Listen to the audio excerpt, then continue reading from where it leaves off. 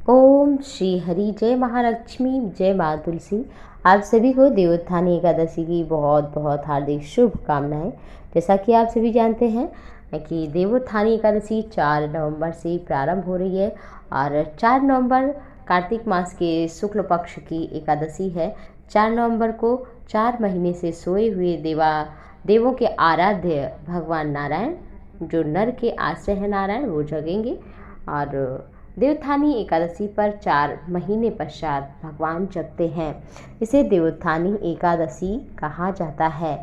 हिंदू सनातन धर्म की मान्यता के अनुसार आषाढ़ मास की देवसैनी एकादशी तिथि पर भगवान विष्णु सहित विभिन्न देवता शयन करने चले जाते हैं और इसी के बाद चातुर्मास प्रारंभ होता है और फिर शादी विवाह मांगलिक कार्य ये सभी बंद हो जाते हैं। कार्तिक मास के शुक्ल पक्ष की एकादशी जिस दिन पड़ती है उसी दिन से शुभ कर्म करने प्रारंभ हो जाते हैं। लेकिन इस साल अभी शुक्र डूब रहा है।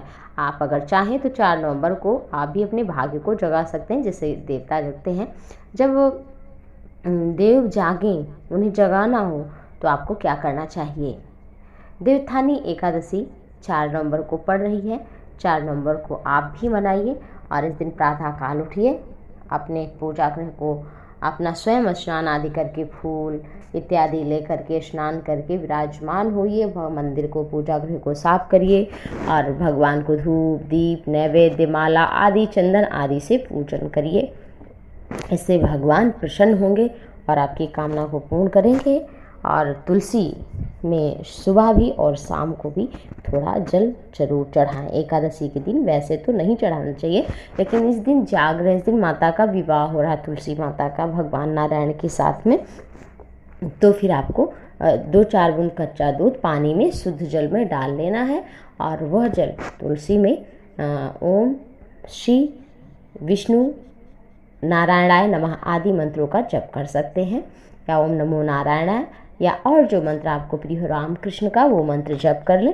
ओम नमो भगवते वासुदेवाय मंत्र जप कर लें, 12 अक्षर मंत्र, बहुत शुभ उत्तम है। और भगवान की इस समय शाम को जब पूजा करें तो थोड़ा सा सुहाग का सामान ले लें और गन्ना ले लें, गन्ने का मंडप बना लें, ऊपर से मतलब गन्ना रख दें।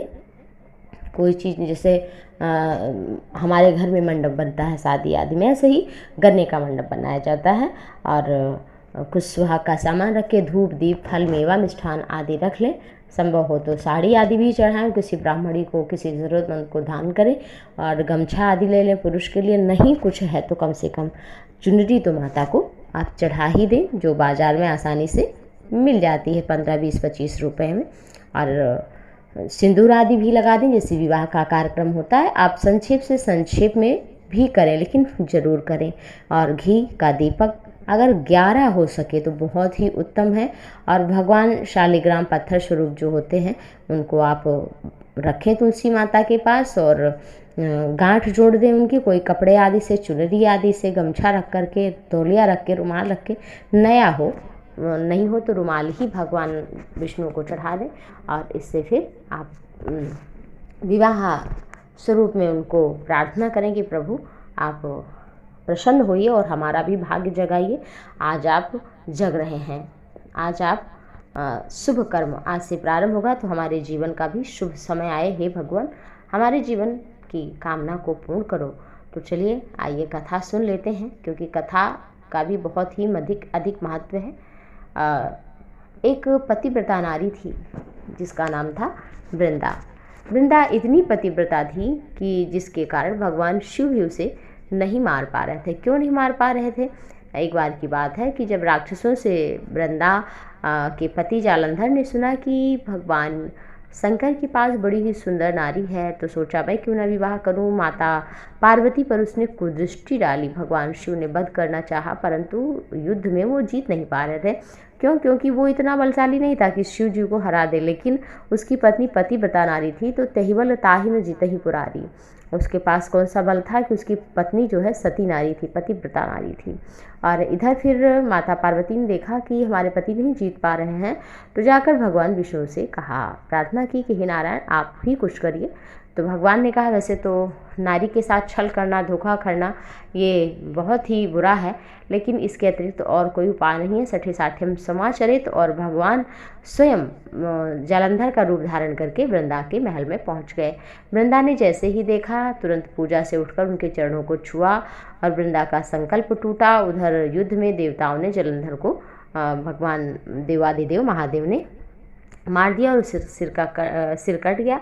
जालंधर का कटा हुआ सिर महल में आकर गिरा तो वृंदा ने आश्चर्य से भगवान की ओर देखा और उन्होंने जालंधर का रूप धर रखा था। इस पर भगवान विष्णु अपने रूप में आ गए, पर कुछ बोल न सके। वृंदा ने कुपित होकर भगवान को श्राप दे दिया कि वो पत्थर हो जाए। इसके चलते भगवान नारायण ने तुरंत ही पत्थर रूप धारण कर लिया। सभी देवताओं में हाहाकार मच गया और इसके बाद अपने पति के सिर को लेकर शक्ति हो गई। उनकी राख से एक सुंदर पौधा निकला और विष्णु भगवान ने उस पौधे का नाम तुलसी रखा।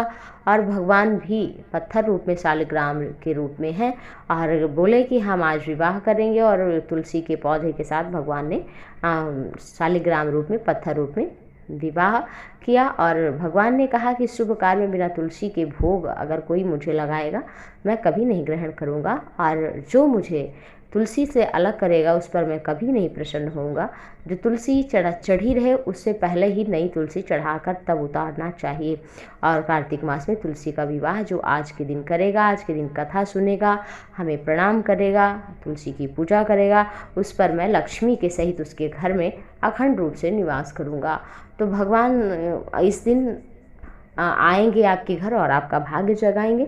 अगर आप इन छोटी छोटी बातों करते हैं, दान पुण्य कुछ करिए, छोटे छोटे कार्य करिए, जैसे कि प्रातःकाल आप उठ कर के शुभ संकल्प लीजिए, गाय को रोटी दे दीजिए, गुड़ दे दीजिए, पक्षियों को दाना आदि डाल दीजिए, किसी ब्राह्मण को दे दीजिए, मछलियों को डाल दीजिए, कुत्ते को भी रोटी एक खिला दीजिए।